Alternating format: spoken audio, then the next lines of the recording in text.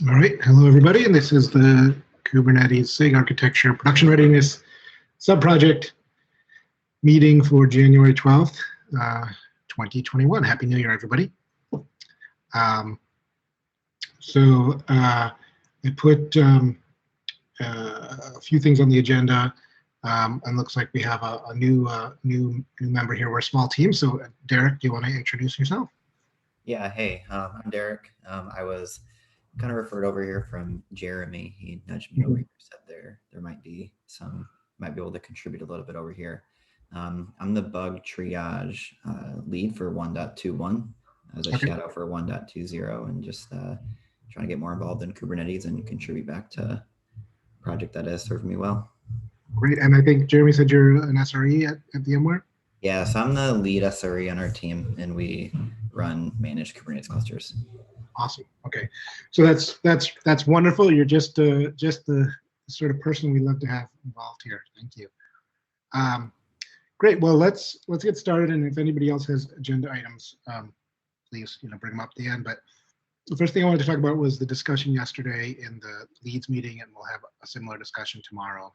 David, you were there, but Wojciech couldn't make it, and Derek and you weren't there. So um, Derek, for your background, we enabled enforcing production readiness reviews to target the release back in December, but there was some objection because we did the lazy consensus period in December, and a lot of people were out, and they didn't see it. So we reduced.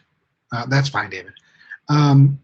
So we reduced the, or rather, we disabled the enforcement of it, and I didn't get to it yesterday, but I'm going to create a PR. The conclusion out of that was basically somehow people didn't know about this, even though we've literally done presentations at Contributor Summit, and we've sent, I think, multiple emails, but I guess maybe that was just in my head. In any case, there was concern over the reviews delaying the KEP process and keeping KEPs out. I think that we can explain, and maybe we can add some more text. Basically, yes, we did, Wojciech. We reviewed many of these, and the reviews aren't that intense. It's not like you're reading code. But in any case, what we want to make clear, a few more things we want to clarify in the documents are that this is at enhancement freeze time. This approval needs to be had, which means we need to be pulled in, more than the day of. The plan right now is put a PR out that's going to re-enable the enforcement and do a lazy consensus on that. I don't know. It looks like Bob joined. This is a good question for him. Do we have a specific number of days we're supposed to do lazy consensus for, or is it arbitrary? It's sort of arbitrary. Usually, for short things, it's 3 days. For longer things, it's a week. Okay. Like sort of ballparkish. I'm gonna put out the PR, and I'm gonna start the lazy consensus period after the meeting tomorrow. Okay. For 3 days, because we already did a 7-day one, right? I mean, I'm sorry if you weren't around, but like you got through. I guess it's Thursday. Is 3 days good enough? We can give it till Monday or Tuesday, maybe. Yeah. Okay. If you think that, well, I don't want to upset people. I just want to make sure that we don't just needlessly delay. I think through Tuesday would be good enough. That Okay. It's essentially 3 business days. Now there were some specific action items that were requested of us, right? Yeah. And I think it makes sense in that PR to clarify those points as well. Yes. Can you briefly describe those requests? Sure. There was a request that we explain why it's valuable to have another person look at these fields. I did so verbally on the call, but I think formalizing it is fine. There was a request to explain why it was valuable for someone who didn't have detailed knowledge of a particular area to review, which had a slightly different answer. And I also explained that on the call, but I think we can explain that as well. Right, cluster admins aren't knowledgeable in every aspect of the product, so it's actually good to have someone who's familiar with the project as a whole, but not every individual piece. And then there was a request to explain how people get added to this list, and I think we'd be happy to see people added to this list, but I think we need to be able to describe the prerequisites of a fairly deep knowledge of Cube at sort of the general level. Not a networking expert, not a storage expert, but someone who has a working knowledge of the entire system. And an SRE would be perfect to really review these questions. So that's my next agenda item, is to talk about that ladder some more. Okay.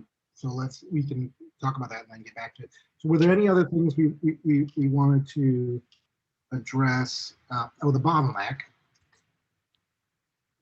Bottleneck. How is it not a bottleneck? Well, I think it's the questions are very crisp, what we're looking for ahead of time. Over time, we've improved those questions. So the answers have gotten a lot better than the first time we started looking at them. I think at least for my part, 119 was pretty rough. But in 120, the answers to the questions were really getting at what I wanted to know. And I think it's also valuable to point out the tooling that we have, right? The command is somewhere in my command history, but to actually run the tool to query what caps are open and which need attention. And only caps release. Yeah, and I agree with David that like the answers are over time much better than they were originally. Like I think most of the comments that I currently have is actually pointing real issues, like people saying there are no failure modes at all, and I'm pointing like there are. Right. There's this failure mode, this one, and like this is mostly how my most recent reviews. If you don't mind me asking, how did the PR review work last time? It actually, I think it's fairly useful. So what we did is about. Sorry, can you repeat? I think I. I was just asking, how do you think the PR review went last time, especially with the people that would try and get the enhancements in at like the last possible moment? So I think it went pretty well. Although I did discover after the fact that the PRR load was not very well balanced. Wojtek, I think, had as many as John and I combined. Yes. But about a week or two before the freeze, we started running this tool that I think was the enhancement subproject built that allowed us to query metadata and say, hey, these are the ones that are assigned to me. These are the ones that are targeted and need review. And we were able to go and open them up, see what was there, find the PRs that were present, and move from there. Usually, I would say about half of them, all the answers that I looked at, they were all clear at the time I read it, and then the others, it was back and forth, but still fairly minor.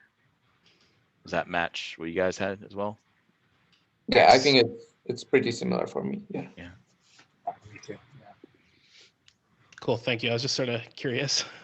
Yeah, the first time we tried a dry run of this in 119, and at least my experience in 119 is that our questions weren't crisp enough to get us the answers that we wanted. So we went back and we updated the questions with example answers in many cases to help and explained better why we wanted the question answered. So that helped. Okay. I have on my to-do list like to add some sample answers to 2 more questions. So I will try to have it done later this week or early next week. Yeah. Because I think there are common patterns that I see that I'm expecting a little bit different answer that I'm getting. So and this is a common pattern. So I'm going to open a PR with the sample answer. Right? Yeah, and we did that in we did similar things in 119, 120, where it's like, well, the answer you're giving me isn't really what I was asking, so let me clarify the question. Something else that might help too is also just link out to some really good examples of where it's happened. Okay. So just so people can sort of see where, other prior art for all this stuff. Yeah, I think metrics is going to be a spot that stands out. We ask people for a metric, and most of the time they don't have one. Right, which is exactly the point, right? Exactly. And then it's like, well, how do I write a metric? And you're like, well, follow one of like the 100 examples we have. And they're like, but there's 100 examples. Which one should I follow? So I actually do have a PR adding one in a fairly narrow capacity now, which could be worth linking. Honestly, like a lot of times the good examples speak more than some of the best docs you can write. So maybe what this is growing in scope here. Hopefully today I can get this done. I'll get a draft of this. The PR will, one, re-enable the enforcement, which is like 2 lines. And then I think they might be different repos. We'll see. If it's all in the same repo, then it'll also add some more documentation, like I've taken in the notes here. And that ideally, like David, if you could get me that link to the metric you're adding, we could even have a sort of commonly missing items, metrics. And maybe that's the only entry right now, but like we can include a link that how to add a metric. I think the thing I've seen also is often a discussion about when they should have a metric versus an event versus a log, and who those are geared towards. Like certain features, what I've seen is the certain features that they seem to be wanting to create metrics around user errors, and I don't want metrics around user errors. We can have events around user errors, so we might also need to want to clarify that. That makes sense? It does.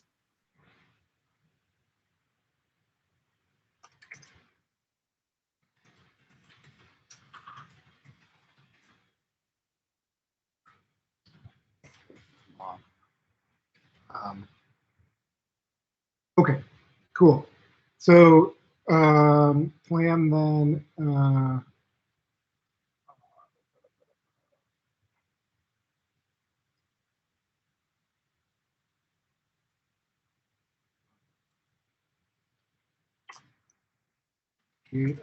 PR today or tomorrow morning. Discuss in next week's meeting. Lazy or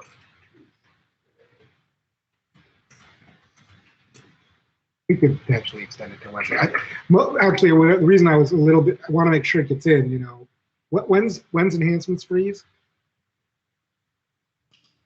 Next month, 8th or something. Is there already a date? I think we don't yet have the 121 exact calendar. Yeah, so they sorry. Go ahead. They drafted 2 schedules, one based on like idea how long 1.21 was going to be, if it was going to be a quarter, 4 releases a year or 3 releases a year. It looks like the current scheduled one is set for February 9th. Yep. That's the date I see. Okay. Cool. Okay. Well, what do you guys think? We'll get people all the time. Okay. Anything else on that? Okay. Then the ladder.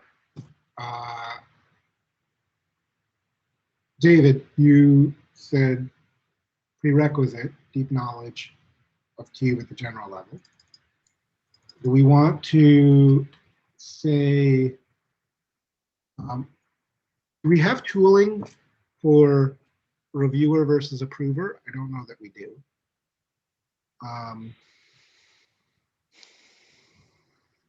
You mean in order to like vet somebody?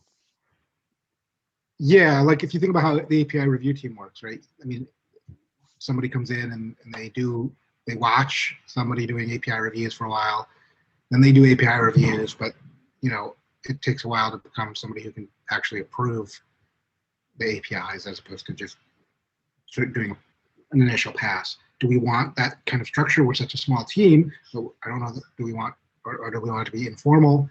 How do we decide somebody's ready to be in the approver list? They do X number of PRR reviews that we think are good.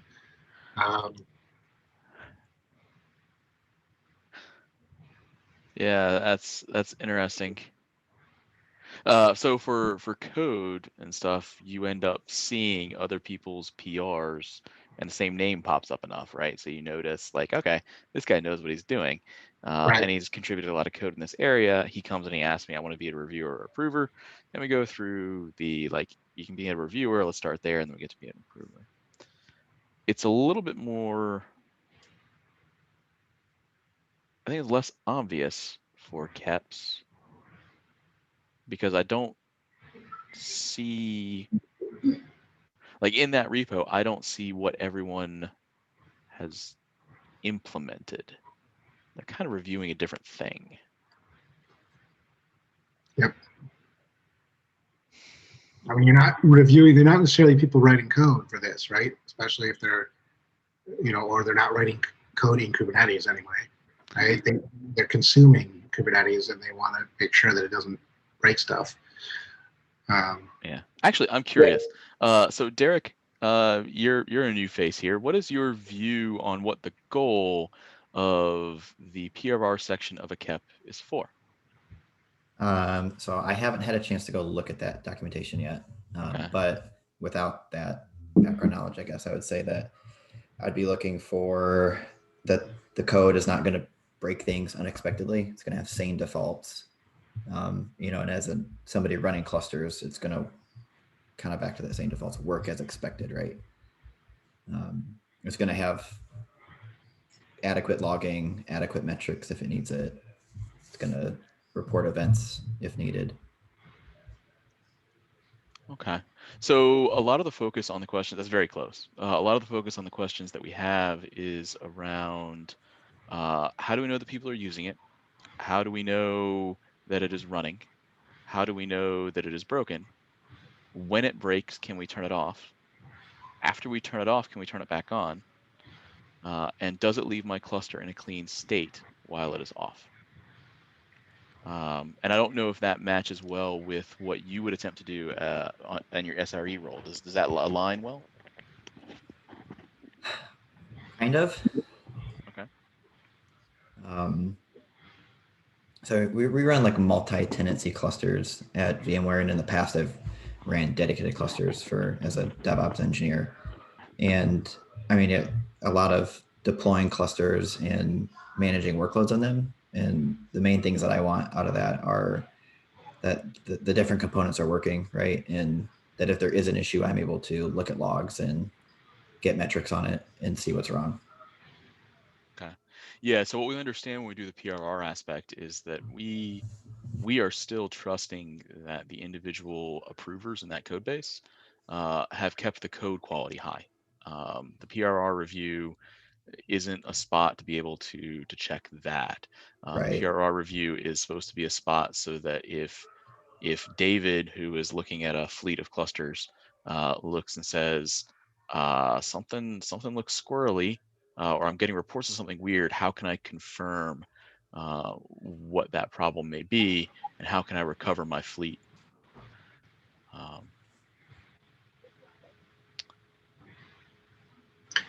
Yeah, how do I how do I determine, because we're talking about Kubernetes development, we're focused Right. on features, so it's for a given Kubernetes feature, like how can I tell people are using it, and if they are using it, how can I tell that it's working properly, not broken? If it is broken, how do I keep it from causing problems by turning it off typically? So for like answering the broken part, I mean, are you thinking like in a testing capacity? No, Or usually that we have a metric that or we have ideally metrics, right? That are showing failures of some kind or whatever. But some things are very user. I mean, metrics tell you if it's in use, but then there's other metrics that might tell you whether it's going to completion, whatever completion means for it. Okay. So it'll vary based on the feature. Okay. Yeah. So we need people who have experience doing that, right? Like, and let's see, we have the results of that survey, right? Where basically we found that if you run enough clusters, everything has failed at some point. I don't know if you recall. Yeah. Yeah, that was kind of humorous, the way that result came in. But we would, I think my preference would be to get people who have experience dealing with the large numbers of clusters, either they directly maintain or that they field reports from, right? So there are on-prem distributions as well, and not all of them have aggregated alerting. Some of them do, or aggregated metrics. Some of them do, but not all of them. Well, I mean, I don't know at VMware exactly what the role is, whether you're doing internal clusters or you're doing customers clusters, but like that's kind of the. It's you go into a situation where something's failing, and you need to know how to stop the bleeding, and that's where hoping that the PR answers to the PR questions provide that guidance. Okay. But it is hard for me to describe. Like, so basically, I know people who have that, which is not a super scalable way to Define it. Right. Like, so for instance, Alana on that call, right? Mm-hmm. She definitely has the experience required to be a good person to approve that. She worked in our SRE team for a good while.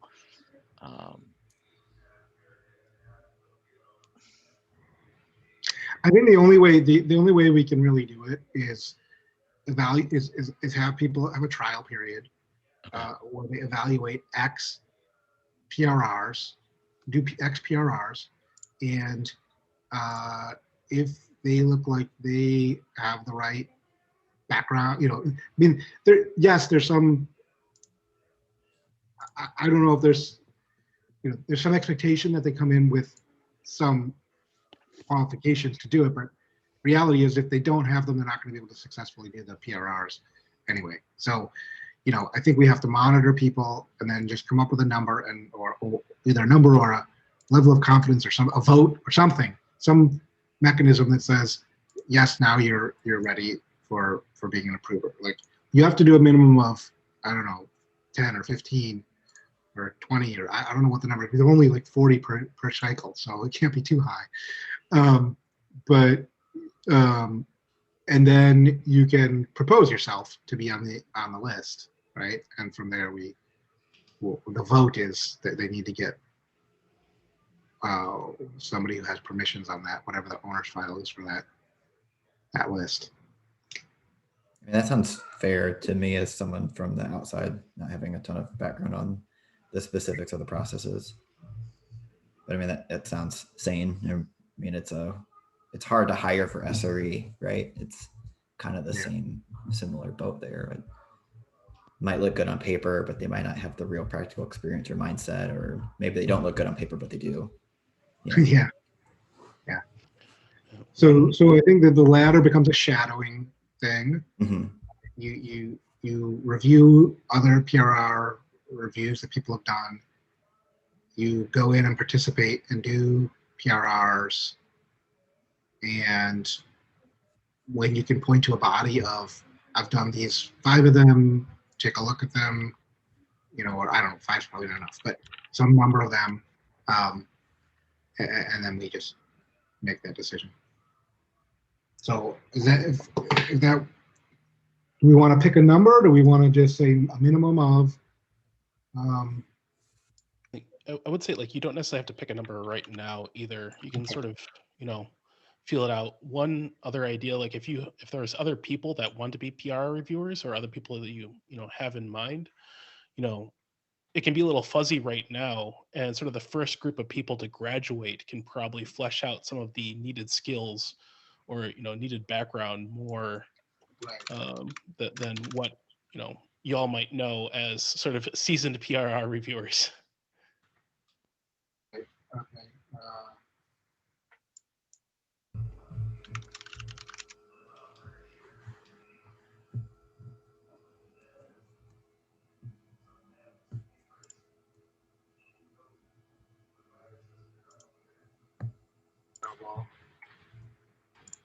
Ideal.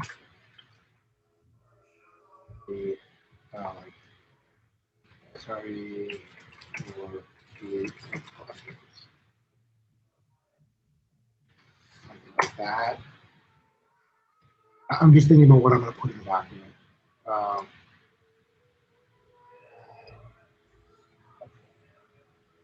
And then the process right now is we can even have somebody tie in with shadow.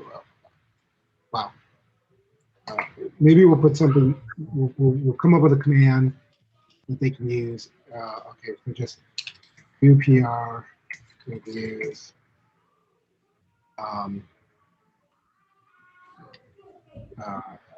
Attend meeting, hangout, Slack, and after showing good judgment and quality reviews and propose something like that. You could also, like, if you want to, like, shadow for 2 releases or something. Okay, yeah, sure. Okay. Yeah, I don't think you want people hanging out as a shadow forever, right? Yeah. I don't think you want to have that kind of burden on the team. So I'll look at, we can probably just pick any PR that comes up in our tooling, regardless of who it's assigned to, and grab it and just say in their comment, in the review, just have a comment that says, I'm shadowing the PRR process and this is my review. Just so that those of us who are actually doing the approvals start to recognize their names. Yeah, that's good. Recognition is going to be helpful for me. Yeah.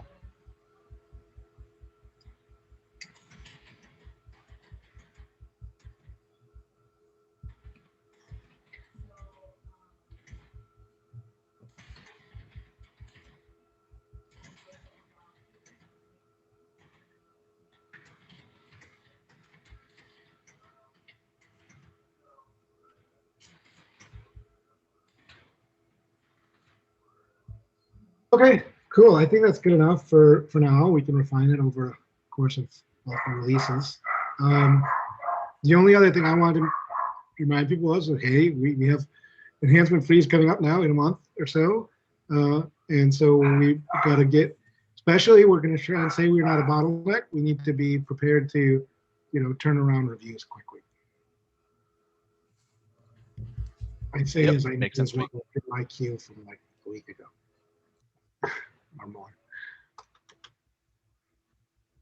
Trying to today. Sure, yeah, that makes sense to me too.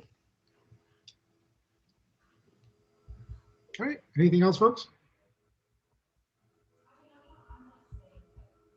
So, All right. sorry, how would somebody apply to be a shadow? Do we want to document that too, or? Do you need to apply, or do you just start doing it? I would accept you just running the tool. Actually, we definitely need to make sure we get the link for the tool and like the suggested command for people to run. Yep. But yeah, like run the tool, pick one out, do a review on it, and then bug us in the channel. And yeah, you do that a dozen times. We will be both grateful and recognize you. Cool. I think we may want to document the tool. I'm not sure if is it documented somewhere, like how to use it? No, I had to pull up the code last time. Exactly. I think. Document it in like an email, or maybe in this agenda document. Like run this command. Actually, I believe it doesn't build right now. I think our CI doesn't even run the tests for it. So there's some cleanup we need to do there. I didn't, when I was doing those PRs a while back, right? I think it didn't go. Anyway. We'll get that cleaned up too.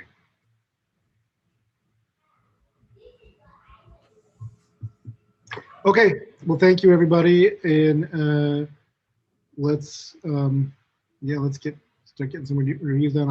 I'll try to get this PR, all this written out today. Although it's like I said, expanded in scope some, but I'll get it as quickly as I can. All right, thank you all. Thanks. Nice meeting you guys. Nice meeting you. Later.